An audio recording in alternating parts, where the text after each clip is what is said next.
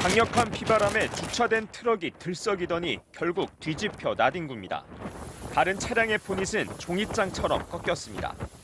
야자수들은 당장에라도 뽑힐 듯이 휘청이고 지붕에서 떨어져 나온 철제 물건이 굴러다닙니다. 일부 호텔은 객실 공간까지 피해가 발생했습니다. 벽과 벽 사이가 뻥 뚫려 뜯긴 곳이 쉴 새 없이 펄럭이고 있습니다. This room is completely blown out. It's blown through this room right here. 최대 시속 225km 강풍과 호우를 동반한 4등급 태풍 마와르가 태평양의 대표 휴양지 괌을 휩쓴 모습들입니다. 태풍으로 사망자나 부상자는 아직 파악되지 않았지만 도로 곳곳이 쓰러진 나무와 잔해물들로 막히고 신호등도 멈추는 등 물적 피해는 엄청납니다. 곳곳이 정전되고 거센 바람 때문에 괌 공항도 6월 1일까지 폐쇄돼 결항이 이어지고 있습니다. 현재 3,000명 정도로 추산되는 한국 관광객들도 호텔 등에 대피한 상태로 외교부는 아직 관광객이나 교민 피해가 접수된 건 없다고 밝혔습니다. 하지만 체류가 길어지면서 관광객 일부는 유아용품이나 약품 등의 부족을 호소하고 있습니다. 화장실 변기가 안 내려가서 막 수영장에서 잠수돼가지고 물 떠다가 물 내리는 상황이고, 그다음에 애기 있는 집들은 막 애기 이유식 없다. 마와르는 현재 괌을 벗어났지만 위력은 더 커지고 있습니다. 괌 서북서쪽 해상에서 계속 서진 중에 있습니다. 오늘 오후 3시에는 30도 이상의 높은 해수면 온도 해역으로 진입하면서 초강력 태풍 단계까지 발달.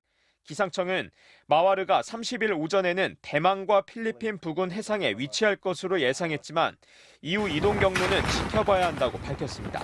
MBC 뉴스 김태윤입니다.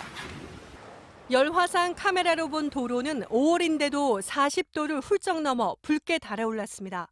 도로 한가운데서 물을 분사해 뜨거운 도로를 식혀주는 장치, 쿨링 로드입니다.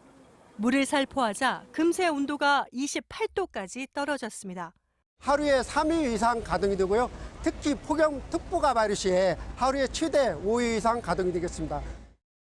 올여름 서울에선 주요 도로 13곳에 설치된 쿨링 로드와 살수차 160대가 10만 톤이 넘는 물을 도로에 뿌릴 예정입니다. 더 잦아지고 심해지는 폭염은 벌써부터 걱정입니다. 전기세 같은 게 걱정이 되죠. 농작물도 걱정이 되거든요. 이제 기후변화 때문에. 요즘 폭염은 살인적입니다. 지난 5년간 전국에서는 10,000명이 넘는 사람이 폭염으로 쓰러졌고 그중 97명이 목숨을 잃었습니다. 올 여름은 어떨까요? 올해 들어 지난달까지 역대급 이상고온이 나타난 지역입니다. 이렇게 우리나라를 비롯한 태국과 동아시아 등지는 온통 붉은색입니다. 서유럽과 미국 동부, 그리고 아르헨티나 등 남미도 극심합니다. 지구의 기온이 상승하고 있기 때문인데요. 그 여파는 지구 곳곳에서 올여름에도 이어질 전망입니다. 최근 하와이에서 기록된 지구의 이산화탄소 농도는 424ppm으로 역대 최고치를 경신했습니다. 여기다 강력한 엘니뇨까지 예상됩니다. 동태평양 수온이 예년보다 0.5도 이상 높을 때를 엘니뇨라고 하고 이례적으로 수온이 2도 이상 높을 때를 슈퍼 엘니뇨라고 합니다. 그런데 이번이 슈퍼 엘니뇨가 될 가능성이 높다는 예측들이 나오고 있습니다.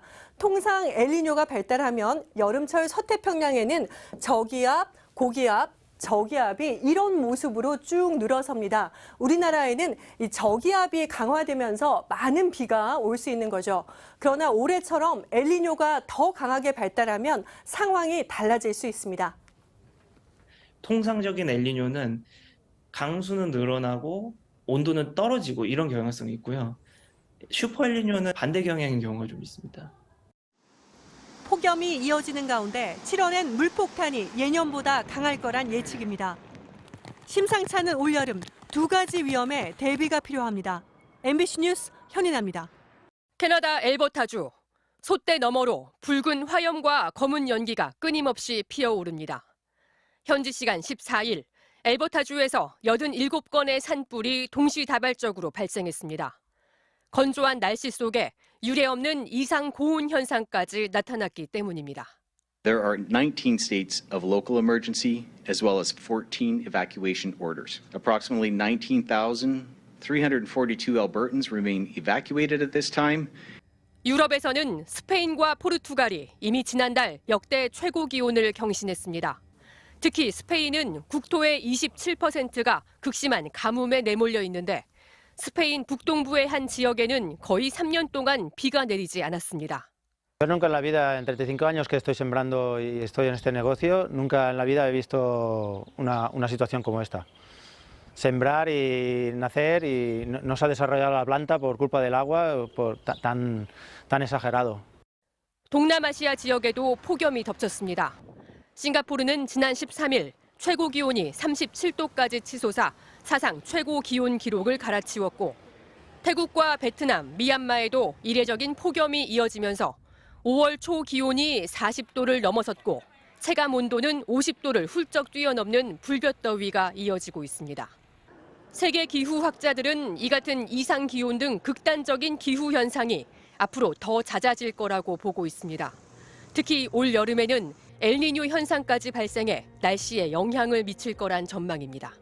From May to July, we have a 60% chances to enter into an El Niño phase, and even to 80% if we go past August.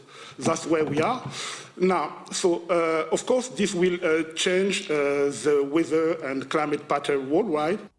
일부 과학자들은 엘니뇨로 인해 2024년이 지구 관측사상 가장 더운 해가 될 가능성이 커지고 있다고 내다봤습니다. MBC 뉴스 이지성입니다.